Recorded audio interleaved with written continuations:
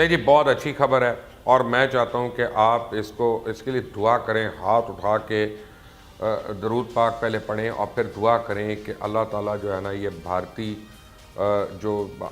سوچ ہے ہندوتوا کی، اس کا کل سر کچل دے۔ مودی سرکار ویسی کل سے خوف کا شکار ہے،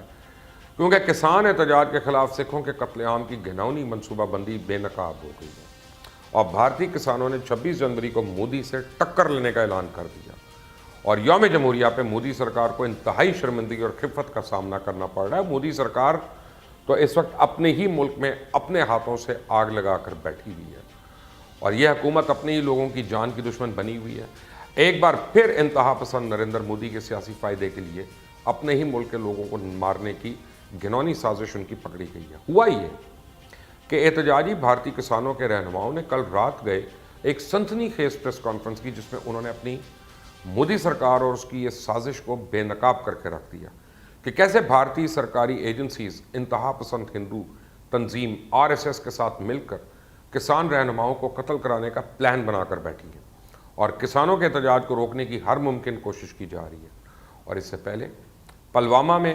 کیسے اس مودی سرکار نے اپنی ہی فوجیوں کو بے دردی سے مروایا تھا، 40 بھارتی فوجیوں کی لاشوں کو سیاست کے لیے استعمال کیا، اور اب ارنب گوسوامی کی لیگ واٹس ایپ چیٹ کی مدد سے پوری دنیا کو پتہ چل گیا، لیکن وہ انکشاف کافی دیر بعد ہوا، جبکہ اب تو واقع پہلے سے ہی نہ صرف مودی سرکار کی سازش بے نقاب ہو گئی، بلکہ ٹارگٹ کلر نے خود میڈیا کے سامنے اعتراف کر لیا اور تمام منصوبے کا بھانڈا پھوڑ کے رکھ دیا۔ اپنی پریس کانفرنس میں کسان رہنماؤں نے میڈیا کے سامنے اس نوجوان کو پیش کیا جسے کسانوں نے سنگھو بارڈر پہ پکڑا تھا، اور اس نوجوان نے خود میڈیا کے سامنے انکشاف کیا کہ اسے 26 جنوری کو بھارتی یوم جمہوریہ سے پہلے کسانوں کے احتجاج کی جگہ پہ فساد پھیلانے کا کام دیا گیا تھا، اور اس میں وہ لڑکا اکیلا نہیں تھا بلکہ 10 افراد کا ایک گروپ تھا جس میں 2 لڑکیاں بھی شامل ہیں۔ انہیں باقاعدہ اس کام کی ٹریننگ دی گئی تھی، اور آپ کو یہ جان کے حیرت ہوگی کہ اس گروپ کو ٹریننگ بھی وہاں کے ایک مقامی SHO نے دی تھی، اور اس کے بعد اس گروپ کو 4 کسان رہنماؤں کی تصاویر دے کے ان کے قتل کا ایک گھناؤنا منصوبہ بنایا گیا، اور اس گروپ کے ہینڈلرز کی جانب سے لینڈ لائن نمبر سے کالز کی جاتی تھی، اور انہیں یہ ٹارگٹ پورا کرنے کے لیے اسلحہ اور گورا بارود بھی دیا گیا، پیسے دیے گئے، اور اس سازش کو بے نقاب ہونے کے بعد اب تو یہ خدشہ ظاہر کیا جا رہا ہے کہ مودی سرکار انڈین ریپبلک ڈے پر ایک دفعہ پھر 1984 والی سکھوں کے خلاف خونریزی جو ہے اس کو دہرانا چاہتی ہے، جو گولڈن ٹیمپل میں وہ کر چکے ہیں، اور اس کے لیے سوشل میڈیا پہ عوام کی جانب سے یہ اپیل بھی کی جا رہی ہے کہ پاکستان کو اس معاملے میں سکھوں کی آواز بننا چاہیے۔ دراصل 26 جنوری کو انڈین ریپبلک ڈے کے موقع پہ کسانوں نے دہلی میں 100 کلومیٹر طویل ٹریکٹر پریڈ کرتے ہوئے مودی سرکار سے ٹکرانے کا اعلان کیا ہوا ہے، اور اس میں سونی پت تک کے کسانوں نے بھی شامل ہونا ہے۔ بھارت کے نیشنل ہائی وے نمبر 44 پہ کنڈلی بارڈر سے امبالہ تک ہفتے کے روز بھی پورا دن ٹریکٹرز کی لمبی قطاریں لگی رہی تھیں۔ اس کے بعد اندازہ یہ لگایا جا رہا تھا کہ کسان تنظیموں نے ٹریکٹر پریڈ کے لیے زبردست تیاریاں کی ہوئی ہیں، اور پنجاب اور ہریانہ سے تقریباً 20,000 ٹریکٹرز کو آنے سے اتوار کو مین چوراہا اوپر کنڈلی سے بھال گڑھ تک تقریباً 45,000 ٹریکٹرز اور ٹرالیوں کی ایک طرح سے آپ سمجھے چھاؤنی بن گئی، اور ٹریکٹر پریڈ پر پہنچنے والے نوجوان کسان اور خواتین کا جنون اور جذبہ بھی دیکھنے والا۔ کسانوں نے KMP پہ قبضہ کر لیا اور وہاں مسلسل ریہرسل کر رہے ہیں، ایسا لگ رہا ہے جیسے کوئی میلہ لگا ہوا ہے۔ اس کی وجہ سے سونی پت انتظامیہ نے 28 جنوری تک دہلی میں آمد و رفت بند کرنے کا مشورہ دیا، ساتھ ہی سونی پت کے تمام سکولز اور کالجز میں چھٹی کا اعلان کر دیا گیا، اور ہسپتالوں کو ہائی الرٹ کر دیا گیا۔ اور اب جب سے مودی سرکار کی کسان رہنماؤں پہ حملے کی سازش بے نقاب ہوئی ہے، تو کسانوں نے حکومت کو پیچھے دھکیلنے اور دباؤ بڑھانے کے لیے انڈین ریپبلک ڈے کے موقع پہ اپنا احتجاج رجسٹر کروانے کے لیے 2 لاکھ ٹریکٹر ٹرالیز جو ہیں وہ ارینج کر لی ہیں، اور ان کا رخ اب دلی کی طرف کر دیا۔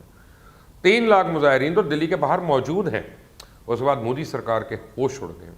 اور وہ ان پر امن مظاہروں کو روکنے کے لیے طاقت کا استعمال کرنے پہ اتر آئی ہیں، اور اس کام کے لیے مختلف جگہوں پہ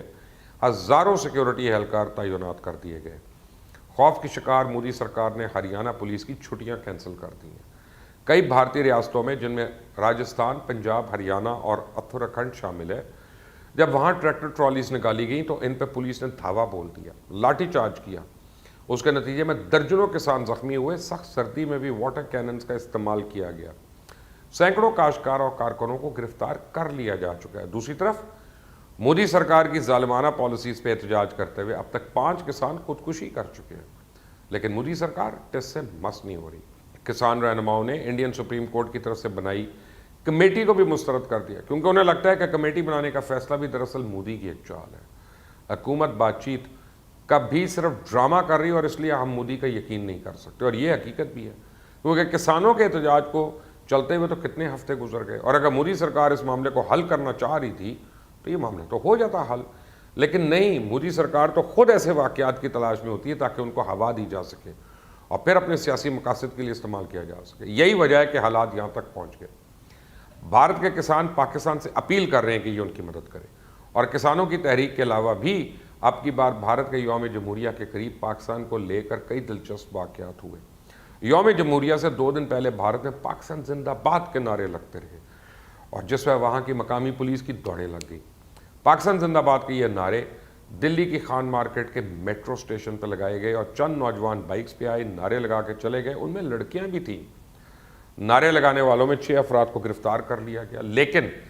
میں آپ کو بتاؤں بھارت میں کوئی پہلی بار نہیں ہوا، اس سے پہلے کئی بار بھارت کے مختلف شہروں میں پاکستان زندہ باد کے نعرے گونج چکے ہیں، اور پاکستان کا قومی پرچم لہرانے پہ کئی افراد کو بہمانہ تشدد کا نشانہ بنایا جا چکا ہے۔ اور اس کے علاوہ یوم جمہوریہ کو لے کے سفارتی محاذ سے بھارت کو بڑی سستی کا سامنا کرنا پڑ رہا ہے، کیونکہ جن عالمی رہنماؤں کو بھی یوم جمہوریہ کے موقع پہ شرکت کی دعوت دی گئی تھی،